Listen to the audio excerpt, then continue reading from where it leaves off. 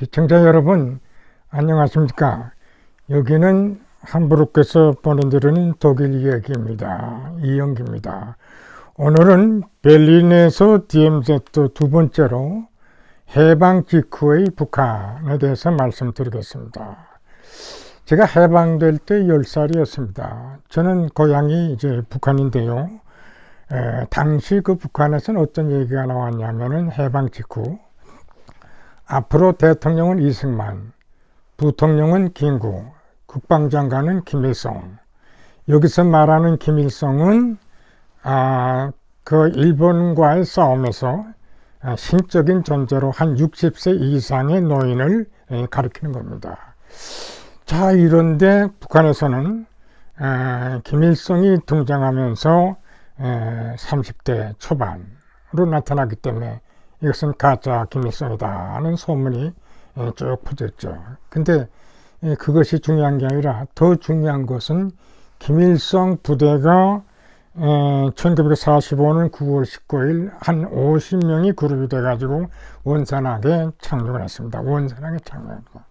거기에 맨발을 보면은 김일성을 위시해서 우리가 잘 아는 오진우라든가 최현이라든가 김책 같은 이런 잘 알려진 인물들이 다 포함됐어요. 자, 이것은 무엇을 의미할까요? 어떻게 해서 이런 김일성 일파가 조직적으로 소련의 비열을 받으면서 원산항에 도착했을까요? 제가 좋은 아주 문헌을 얻고 있는데 독일에서의 볼프강 레오나르도 혁명은 그의 아이들을 버린다.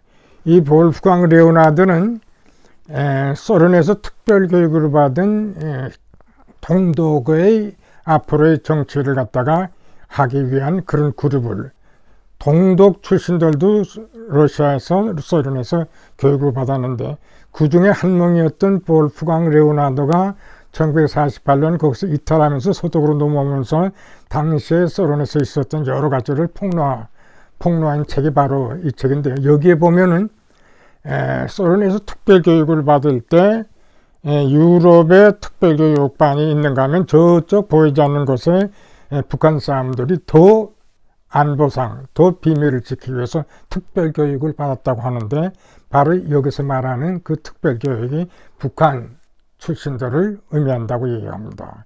그러니까 철저히 북한으로 넘어오기 전에 소련에서 특별한 교육을 받고 북한으로 넘어간 겁니다.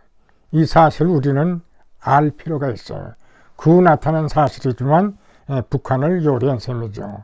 김일성은 여전히 그 우두머리로 북한을 통치하였고, 사실 해방 직후에 그 북한이라는 것은 오히려 민주적 의식을 가진 우파 세력이 강했어요. 그건 왜냐하면 굉장히 기독교 세력이 그쪽에 강하기 때문에. 평양은 한때는 동양의 예루살렘이라고. 그리고 조만식 선생의 그 활약이 북한을 전체를 지배했어요. 소련의 지배한데도 불구하고 오히려 우파 세력이 강한 거예요. 그 반면에 남쪽에 있는 서울만 하더라도 이 사상 분쟁이 굉장히 심했다는 것을 우리가 아는 겁니다. 여하튼 북한의 경우도 동독의 경우처럼 그 우두머리를 특별교육을 시켜가지고 북한에 들어오면서 앞으로의 확장 정책을 계획을 했던 거죠. 자, 이런 것을 우리가 가만 보면은 그 후 어떻게 됐습니까? 우리 남쪽에서는 미소공동위원회가 실시되고, 미소공동 1차 그 시도가 이제 결렬되면서 당시 이승만 박사는 정읍 발언을 통해서 이와 같은 방식으로는 통일이 어렵다. 그래가지고 앞으로 유엔에 우리나라를 옮겨서 대한민국을 설립하려고 하는 그런 기도를 세웠던 거죠. 또 이와 같은 사실은 독일의 경우는 아데나워가 벌써 일찌감치 감지를 해가지고 소련의 팽창 정책을 막기 위해서는 독일의 초대 수상이었던 아데나워는 강력한 서방 정책을 통하면서 불란서와의 특별한 관계를 맺기를 원했고, 안보상에서는 미국과의 관계를 맺기를 원했던 겁니다. 자, 이런 사실 우리가 가만히 보면은 한국에서는 이승만, 그리고 독일에서는 아데나와 같은 선견 지명이 있었기 때문에 우리가 공산화 되지 않는데 막 큰 역할을 하지 않는가. 사실 그 우리나라의 경우는 이 김구 선생은 우리가 다 독립투사로 전역을 합니다만은 이와 같은 국제 정세의 변화를 잘 감지 못하고 어떻게든지 그 우리나라 단독 정부 수립이라든가 이것을 강력히 반대하고 자기가 38선을 백열의 삼을 망정 절대 단일 정부는 있을 수 없다 하면서 이승만 대통령과 대립 강도를 세웠죠. 근데 그때 우리가 국제 정세를 보고 소련의 침략 정책을 제대로 한 사람이라면 어디까지나 방어가 제일 중요한 상태에서 아이또 천진난만하게 무슨 남북한의 협상을 통해서 통일을 하겠다. 이와 같은 사실은 소련의 팽창 정책을 전혀 감지 못했던 이러한 무지의 소치가 아닌가.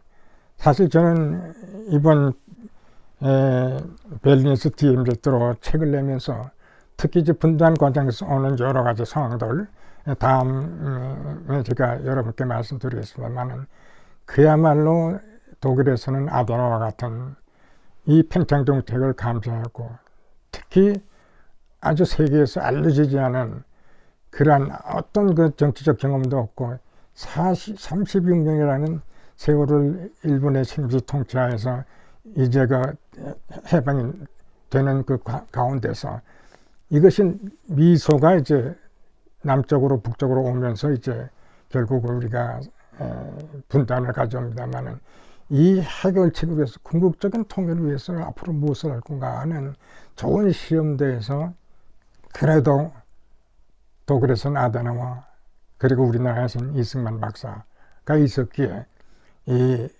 우리 공산을 막고 앞으로의 대한민국 설립에 큰 토대를 만드는 데 큰 기여하지 않았나 저는 이제 그렇게 생각합니다. 그런 의미에서 우리가 초창기에 우리가 분단 과정에서 어떤 사건들이 일어나는가 이와 같은 사실을 우리는 잘 알아야 오늘날의 통일을 해결하는 데도 굉장히 도움이 되지 않는가. 저는 어느 의미에서는 지금도 제가 희망을 갖는 것은 북한이 우리나라에서 가장 발달한 기독교 그 잠재력이 저는 아직도 살아있다고 봅니다. 앞으로 우리 통일을 위해서는 기독교의 역할이 좀 굉장히 크다고 봅니다. 우리나라의 기독교 또 북한에 대한 선교 세계적인 안목에서 북한을 우리가 해방시키기 위해서는 여러 가지 자유라든가 인권이라든가 이런 탈북자 보호라든가 이런 것을 통해서 우리가 통일을 주권해야 되지 않겠나 저는 그렇게 생각합니다. 제가 베를린에서 DMZ를 앞으로 계속 추진하겠습니다만은 지난번에 대체적인 앞으로 제가 계획을 했다면 오늘은 다음에 분단이라는 것을 논하기 전에 한번 해방 직후에 있었던 긴박한 상황 이런 것들 여러분께 얘기할 필요가 있지 않는가. 다시 되풀이합니다만은 초창기 북한, 저는 북한에서 태어났기 때문에 초창기 그 사정을 잘 압니다. 자, 북한에서 초창기에는 대통령은 이승만, 부통령 김일성, 그 다음에 국방장관은 김일성, 북한에서 후에 나타난 김일성이 아니고 진짜 김일성을 얘기했죠. 근데 이와 같은 사실을 제가 1948년 남쪽에 넘어와서 제 나이 또래, 제가 지금 조금 있으면 89세가 됩니다만 제 나이 또래 이런 얘기를 물어봐도 대체적으로 모른다고 그러더라고요. 아마 북한과 남쪽에서 산 그 환경 자체에 어떤 그런 데서도 차이가 나오지 않았나 그런 생각을 해봅니다. 간단하나마 저의 이 말을 들어준 데서 감사합니다. 시청 감사합니다.